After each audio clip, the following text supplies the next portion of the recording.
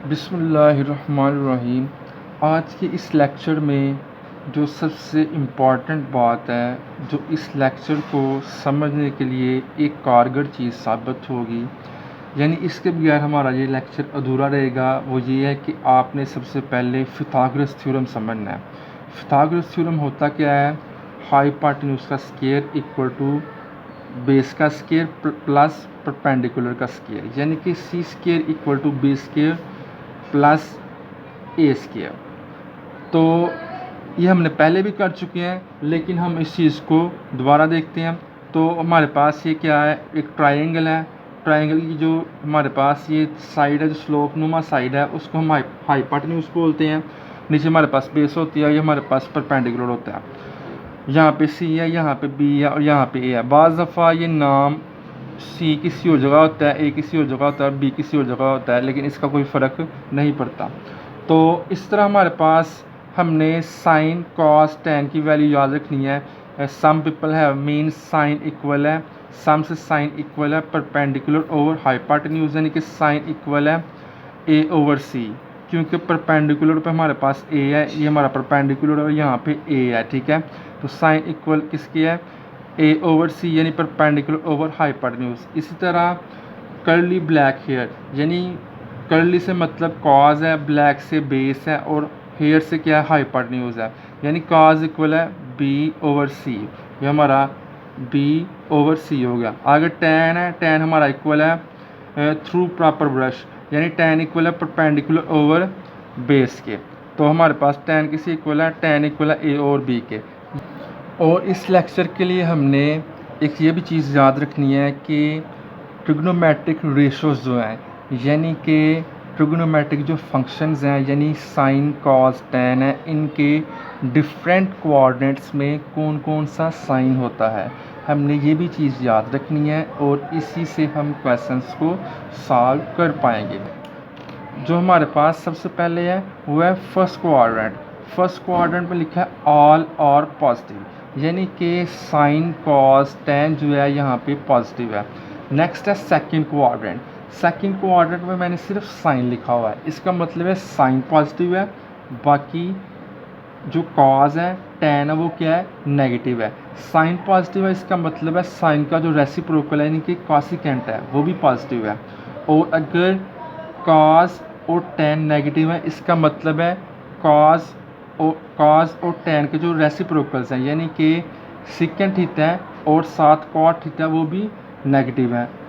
Third में tan positive है, इसका मतलब है साइन और कॉस हमारे पास नेगेटिव है। फोर्थ में कॉस पॉजिटिव है, इसका मतलब है साइन भी नेगेटिव है और टैन भी नेगेटिव है। इसके बाद हम क्वेश्चंस को शुरू करते हैं।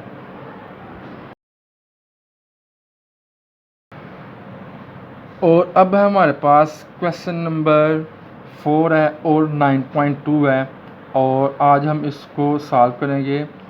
तो हमारे पास क्वेश्चन नंबर 4 है, find the values of remaining trigonometric functions, यानी कि हमने ट्रिग्नोमेट्रिक जो फंक्शंस हैं या रेशोज़ हैं, हमने उसको फाइंड करना। रिमेनिंग का मतलब होता है जो रह गई हैं। तो हमारे पास जो क्वेश्चन नंबर 4 की स्टेटमेंट है वो क्या कहता है? साइन थीटा इक्वल है 12/13 and the terminal arm of the angle is in coordinate 1। कहता है कि जो एंगल बन रहा है, जो कि हमारे पास टर्मिनल है, टर्मिनल का मतलब होता है ऐसी चीज़ जिसको हम कॉर्नर भी बोल सकते हैं, कोई एंट्रेंस की चीज़, यानी कि हमारे पास टर्मिनल आर्म से यहाँ से मुराद क्या होगा कि वो कोऑर्डिनेट 1 में है।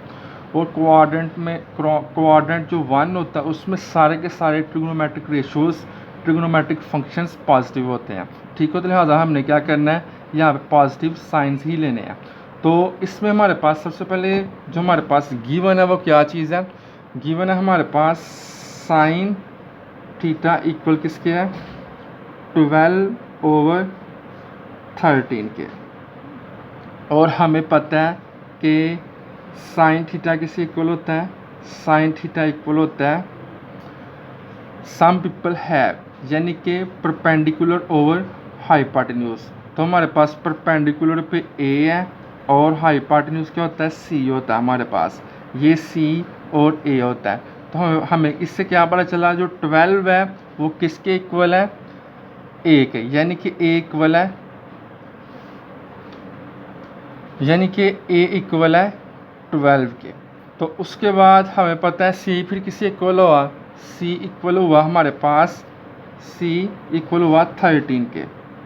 तो हमारे पास कौन सी वैल्यू रह गई, हमारे पास बेस रह गई है। तो हमने पिथागोरस थ्योरम से हमने बेस फाइंड करना है, यानी कि बी फाइंड करना है। और हमें पता है बाय पाइथागोरस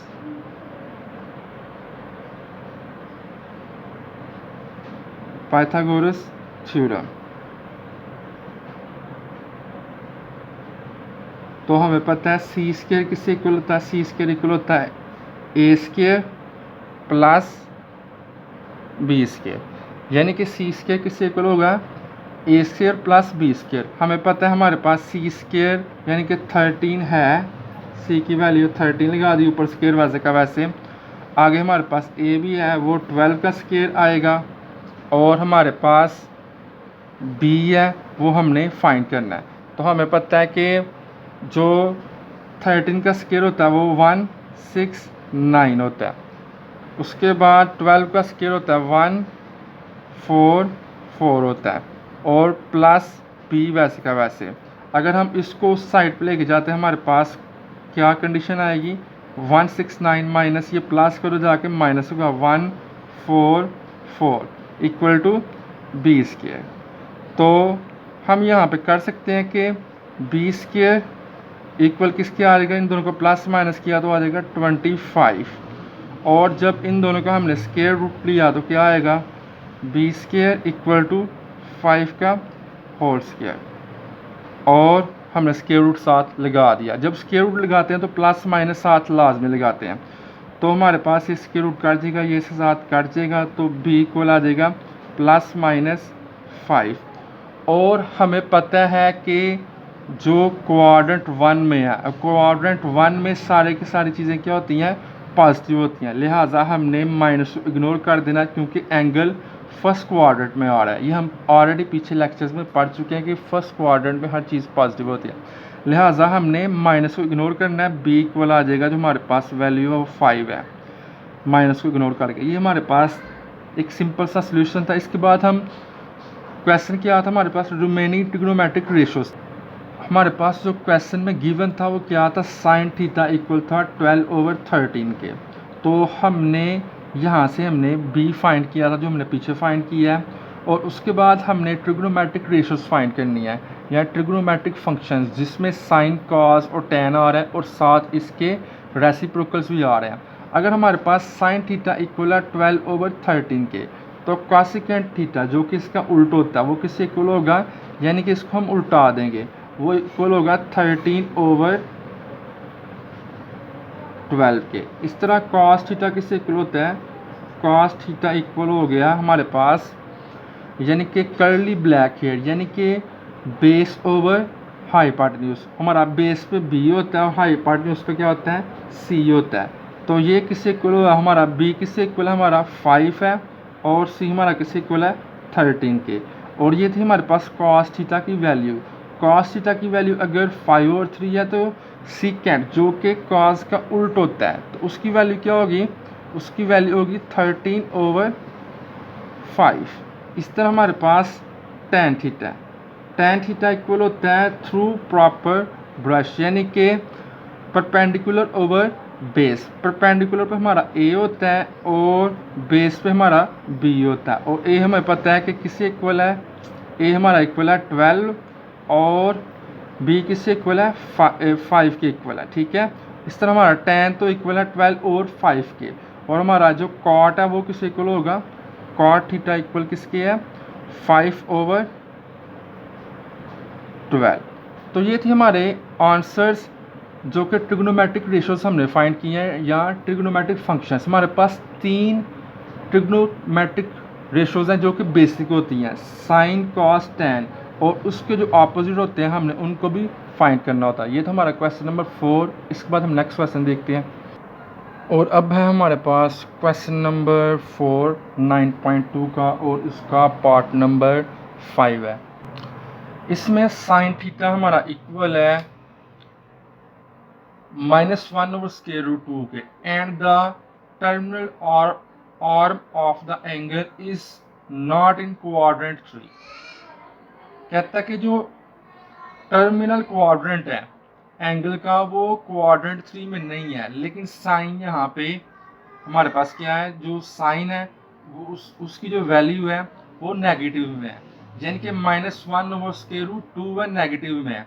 और हमने देखना कि साइन कहाँ कहाँ पे नेगेटिव है, क्योंकि थर्ड क्वाड्रेंट में तो नहीं है। तो इसको हम देखते हैं कि यहाँ पे देखिए सारे के सारे पॉजिटिव हैं, तो यहाँ पे तो साइन नहीं होगा, यानी कि पहले क्वाड्रेंट में नहीं होगा, थर्ड क्वाड्रेंट में भी नहीं होगा क्योंकि उसने खुद बोल दिया है। आगे सेकंड में भी नहीं होगा क्योंकि सेकंड में साइन जो है पॉजिटिव है। तो लाजमी तौर पे जो हमारे पास जो साइन होगा वो किस क्वाड्रेंट में होगा, क्वाड्रेंट नंबर 4 में होगा, क्योंकि उसने बोला है कि थर्ड में नहीं है और फोर्थ में, थर्ड में नहीं है और 1 में तो हो नहीं सकता, और सेकंड में वो पॉजिटिव है, और वो कहाँ पे हो सकता है, फोर्थ में, क्योंकि फोर्थ में क्या है, साइन नेगेटिव है और यहाँ पे हमारे पास जो वैल्यू है वो नेगेटिव में है, लिहाजा साइन किस क्वाड्रेंट में, साइन फोर्थ क्वाड्रेंट में, यानी कि फोर्थ यहाँ पे लिख रहा हूँ ताकि हमें याद रहे। ठीक है, सबसे पहले हमने ये भी फाइंड किया लिया कि साइन कहाँ पे हो सकता है, फोर्थ क्वाड्रेंट हो सकता है। ठीक है, इसके अलावा लिखा फाइंड रिमेनिंग ट्रिग्नोमेट्रिक फंक्शंस, यानी कि जो रिमेनिंग ट्रिग्नोमेट्रिक फंक्शंस यानी साइन कॉस टेन है, इनकी हम रेसिप्रोकल्स की वैल्यूज भी फाइंड करनी है। तो सबसे पहले हमारे पास साइन थीटा वो इक्वल ए ओवर सी के, यानी कि इक्वल किसके, उसकी वैल्यू -1 ओवर स्क्वायर रूट 2 के है। तो इसमें हमारे पास ए किससे इक्वल हुआ, ए इक्वल हुआ 1 के, सी किससे इक्वल हुआ, सी इक्वल हुआ स्क्वायर रूट 2 के। तो हमारे पास बी की वैल्यू रहेगी, बी की वैल्यू हमने पिथागोरस थ्योरम से हमने फाइंड करनी है, मैंने पिथागोरस थ्योरम लिख दिया यहाँ पे, और यहाँ पे हमने इसकी वैल्यू पुट की, हमारे पास क्या है, स्क्वायर रूट 2 आया। उसके बाद ए इक्वल है 1 के, ठीक है, प्लस बी स्क्वायर, इसको हमने फाइंड करना है, और साथ क्या है, ये इसके साथ कट हो जाएगा, और 2 1 प्लस बी स्क्वायर है। तो अगर हम 1 को उस तरफ लेके जाते हैं तो हमारा क्या बनेगा, बी स्क्वायर इक्वल आ जाएगा 2, 1 इधर प्लस हो जाएगा, क्या होगा, माइनस होगा। ठीक है, तो हमारे पास ये 1 आ जाएगा, बी स्क्वायर, ठीक है, और दोनों तरफ स्क्वायर रूट लिया है, तो क्योंकि हमें बी का आंसर चाहिए, तो ये हमारा आ जाएगा, कटिंग होगी तो b आ गया, और 1 का स्क्वायर रूट 1 होता है, यानी कि b इक्वल टू 1 आ गया। तो नेक्स्ट हम फाइंड करते हैं ट्रिग्नोमेट्रिक रेशियोज की वैल्यूज,